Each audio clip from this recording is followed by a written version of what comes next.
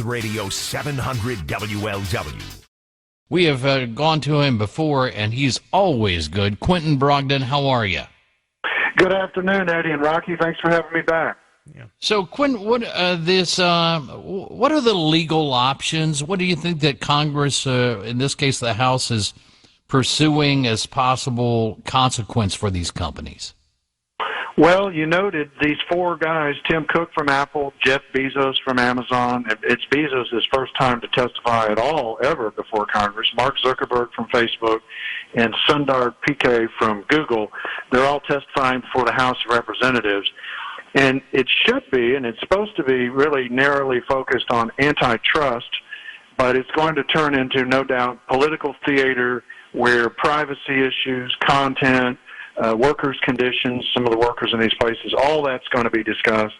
The focus is supposed to be antitrust law, and you're not prohibited under our antitrust laws from getting big, and you're not prohibited, per se, from being a monopoly. If you end up being big and a monopoly simply because you have a better product, that is not automatically illegal. What is illegal is any deliberate attempt to become a monopoly, to price fix or price discriminate. So the question is, are they intending to injure or destroy their competitors, or did they just happen to grow big and turn into monopolies because they have better products? They're going to emphasize how they're helping and benefiting consumers and how they do face competition, mostly from China, but they're going to say, well, it's not true. We're literally monopolies. We have some competition.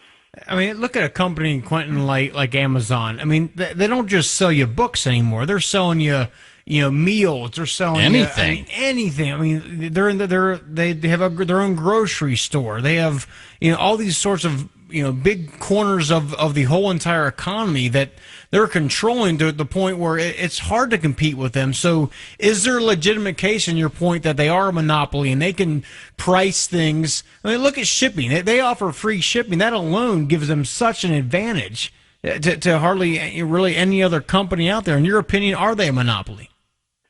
Well, I think it's hard to say they're not a monopoly. And the issue is monopolies in and of themselves. Monopoly has this horrible connotation to the layman, to the non-legal person, but monopolies themselves are not automatically illegal. If you just become a monopoly because you've got such a better product and you do things better and you've got a better widget, so to speak, then, and if you haven't affirmatively, illegally made yourself in a monopoly by engaging in unfair competition and unfair practices, then in theory you're okay. But sometimes the government can say, and maybe this is one of those situations where it's not benefiting consumers to have such big monster companies. Really, they are monopolists. It's impossible to argue Amazon is not a monopolist. It's impossible to argue Google is not a monopolist. The percentage of searches done on Google dwarfs percentage of searches done on any other search engine. So they are monopolies, and the question is, are they bad monopolies? Are they illegal monopolies? And that's the thing, and we're talking to Quentin Brogdon here, and that's what I think Rocky and I are both wondering about. And I think you heard when we were bringing you on, Quentin, that we were talking about the way Facebook developed. And Zuckerberg, he was a college kid, and he started this thing, and it just kept growing and growing and chasing its tail and rolling on itself, and it became this giant thing. Now, how do you determine whether this kid tried to stop it? Because why would you if you're that guy? Yeah, you get a product that everyone loves. What's the problem? Originally, most of these companies, probably all of them, were coddled in the early days because, it was the internet. It was kind of the nerd sphere, if you will, and we need to coddle them. They don't necessarily have to pay taxes on goods. They First Amendment, they're protected. They're just a bulletin board, and even if somebody publishes on the internet something defamatory that's on one of their sites, they're not responsible for the content. All of that is now in the process of changing. Taxes are now being levied.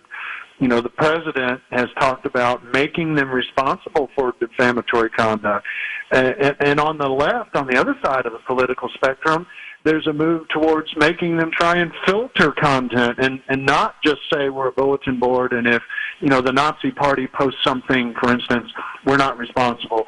So it's in a transitionary period, and they've gotten so big that Congress, of course, on the one hand, is trying to do the right thing by honoring their constituents, but cynics would say, on the other hand, they're engaging in a bunch of political theater because they know they can hoist these guys up on TV and pick at them, and appropriately so in many cases, and get free airtime on the news that night. Yeah. I tend to agree that that's probably the number one reason they're going through all this charade. Quentin, in your opinion, though, as a legal expert, how does it work when it comes to freedom of information?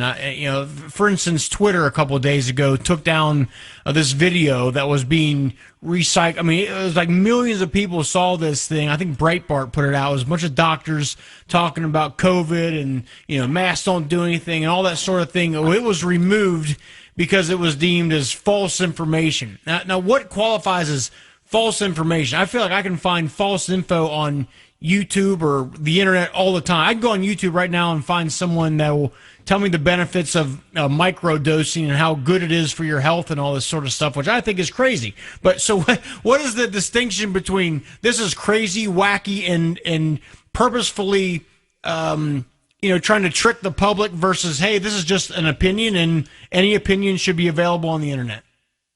Well, if you have the answer to that, Eddie and Rocky, you are a wiser person than I am. I don't know.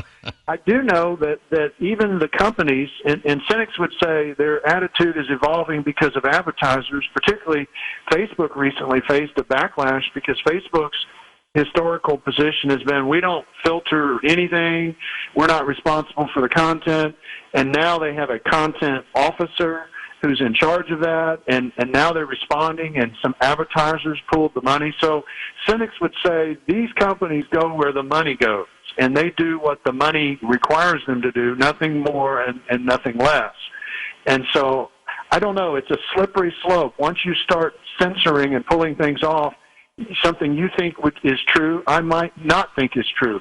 So it's difficult, but on the other hand, can they just allow hate speech to be posted with impunity and outright falsehoods? Clearly the answer to that should be no. So it's a difficult, needle that needs to be threaded here. Quentin, with that, we'll let you go. It's always a pleasure. We appreciate it so much. Well, Eddie, Rocky, you guys stay safe and go hug your loved ones right now. This is the time. There you go, buddy. Will do. Quentin Brogdon, our legal expert.